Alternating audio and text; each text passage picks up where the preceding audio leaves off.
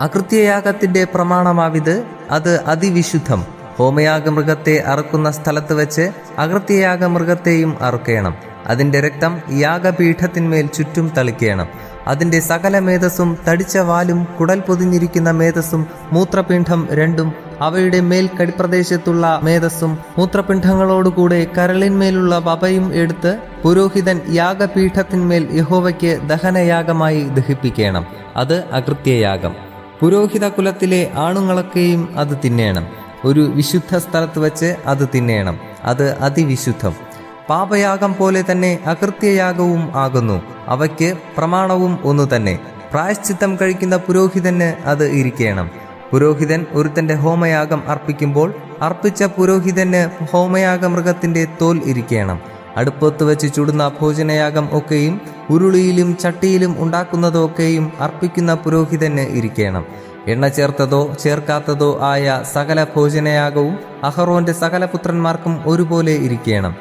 യഹോവയ്ക്ക് അർപ്പിക്കുന്ന സമാധാനയാഗത്തിന്റെ പ്രമാണം ആവിത്, അതിനെ സ്തോത്രമായി അർപ്പിക്കുന്നു എങ്കിൽ അവൻ സ്തോത്രയാഗത്തോടുകൂടെ എണ്ണ ചേർത്ത പുളിപ്പില്ലാത്ത ദോശകളും എണ്ണ പുരട്ടിയ പുളിപ്പില്ലാത്ത വടകളും എണ്ണ ചേർത്ത് കുതിർത്ത നേരിയ മാവ് കൊണ്ടുണ്ടാക്കിയ ദോശകളും അർപ്പിക്കണം. സ്തോത്രമായുള്ള സമാധാനയാഗത്തോടുകൂടെ പുളിച്ച മാവ് കൊണ്ടുള്ള ദോശകളും ഭോജനയാഗമായി അർപ്പിക്കണം. ആ എല്ലാ വഴിപാടിലും അതത് വകയിൽ നിന്ന് ഓരോന്ന് യഹോവയ്ക്ക് നീരാജനാർപ്പണമായിട്ട് അർപ്പിക്കണം. അത് സമാധാനയാഗത്തിന്റെ രക്തം തളിക്കുന്ന പുരോഹിതന് ഇരിക്കണം. എന്നാൽ സ്തോത്രമായുള്ള സമാധാനയാഗത്തിന്റെ മാംസം അർപ്പിക്കുന്ന ദിവസത്തിൽ തന്നെ തിന്നേണം. അതിൽ ഒട്ടും പ്രഭാതം വരെ ശേഷിപ്പിക്കരുത്. അർപ്പിക്കുന്ന യാഗം ഒരു നേർച്ചയോ സ്വമേധാദാനമോ ആകുന്നു എങ്കിൽ യാഗം അർപ്പിക്കുന്ന ദിവസത്തിൽ തന്നെ അത് തിന്നേണം. അതിൽ ശേഷിപ്പുള്ളത് പിറ്റേന്നാളും തിന്നാം. യാഗമാംസത്തിൽ 3-ാം ദിവസം വരെ ശേഷിക്കുന്നത് തീയിൽ ഇട്ട് ചുട്ടുകളയണം. സമാധാനയാഗത്തിന്റെ മാംസത്തിൽ ഏതാനും 3-ാം ദിവസം തിന്നാൽ അത് പ്രസാദമായിരിക്കയില്ല. അർപ്പിക്കുന്നവന് കണക്കിടുകയുമില്ല. അത് അറപ്പായിരിക്കും. അത് തിന്നുന്നവൻ കുറ്റം വഹിക്കണം.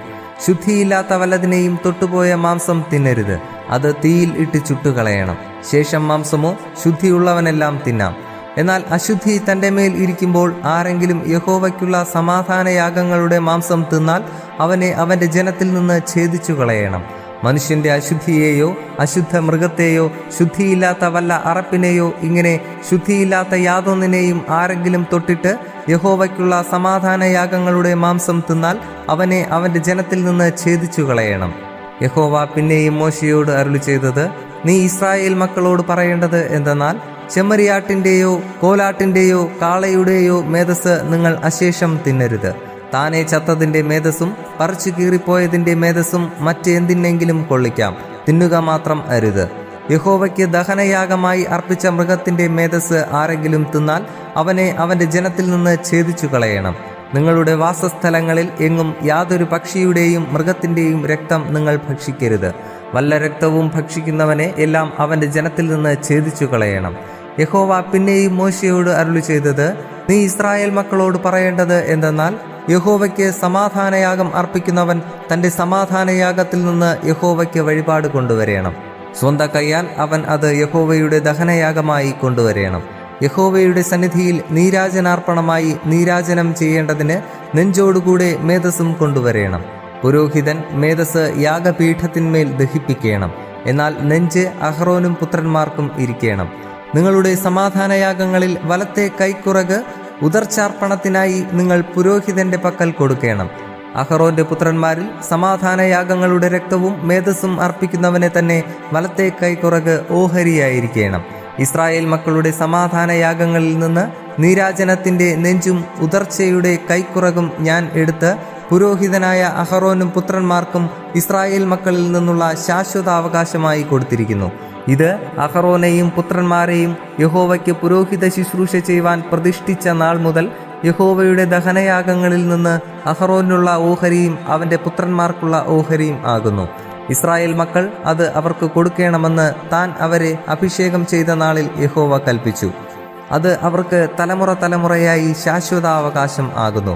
ദഹനയാഗം, ഭോജനയാഗം, പാപയാഗം, അകൃത്യയാഗം, കരപൂരണയാഗം, സമാധാനയാഗം എന്നിവയെ സംബന്ധിച്ചുള്ള പ്രമാണം ഇതുതന്നെ.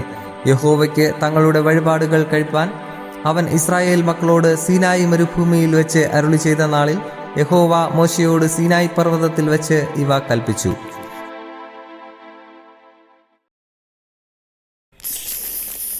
ഇത്രയുമാണ് നമ്മുടെ ഈ ആഴ്ചത്തെ അധ്യായം. ഇത് നിങ്ങളുടെ ജീവിതത്തിൽ വളരെയധികം പ്രവർത്തിക്കട്ടെ, അനുഗ്രഹമാകട്ടെ എന്ന് പ്രാർത്ഥനയോടെ ആശംസിക്കുന്നു. ദൈവം ഒരാഴ്ച കൂടി നമ്മുടെ ജീവിതത്തിൽ അനുവദിച്ചു തരികയാണെങ്കിൽ അടുത്ത അധ്യായത്തിൽ നമുക്ക് വീണ്ടും കണ്ടുമുട്ടാം. അതുവരെ ദൈവകൃപ നമ്മോടുകൂടെ ഉണ്ടായിരിക്കുമാറാകട്ടെ. ആമേൻ. നിങ്ങൾ ആദ്യമായാണ് ഈ ചാനൽ കാണുന്നതെങ്കിൽ ദയവായി ശ്രദ്ധിക്കുക. ബൈബിൾ ആദ്യം മുതൽ അവസാനം വരെ വായിക്കുന്ന ഒരു പ്രോഗ്രാമാണിത്.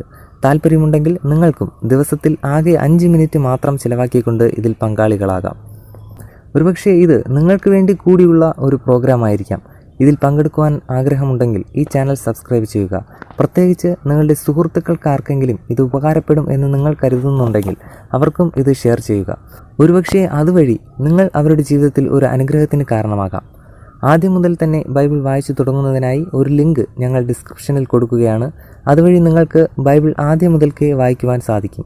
ഇനിയുള്ള വചനങ്ങൾ അപ്ലോഡ് ചെയ്ത ഉടനെ തന്നെ അറിയുവാനായി ബെൽ ഐക്കൺ പ്രസ് ചെയ്യുക.